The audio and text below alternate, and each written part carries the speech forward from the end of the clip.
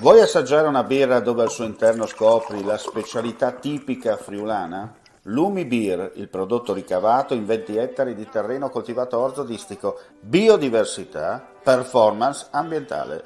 Lumi Beer nelle sue 5 versioni disponibili, 4 per consumo veloce e dissetante e la versione Magnum per intenditori. Lumi Beer si abbina a qualsiasi palato. Lumi Beer è un prodotto esclusivo Azienda Agricola Pancera, il buon seme, i buoni frutti.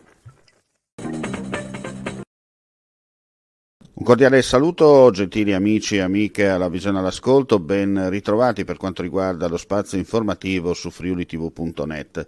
Un incendio è divampato nella notte scorsa in un bosco nei pressi di Prebenicco, in provincia di Trieste, a ridosso del confine con la Slovenia, per cause non ancora accertate. Le fiamme sono state spente in mattinata dopo molte ore di lavoro dai vigili del fuoco, coadiuvati dai colleghi sloveni e da volontari. Appena è stato possibile si è alzato in volo anche un elicottero della Protezione Civile partito da Tolmezzo. Intanto continuano le operazioni di bonifica da parte dei vigili del fuoco dell'incendio divampato sabato scorso che ha creato forti disagi e danni sul Carso in comune di Duino Aurisina.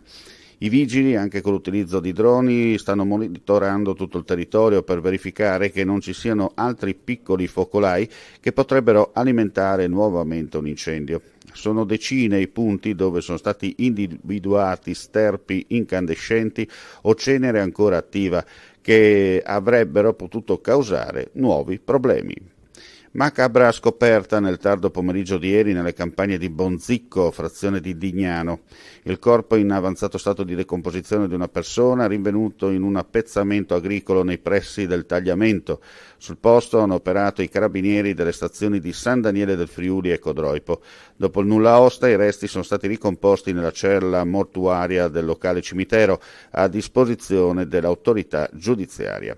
Tutte le piste vengono battute dagli inquirenti per risalire alle vere cause.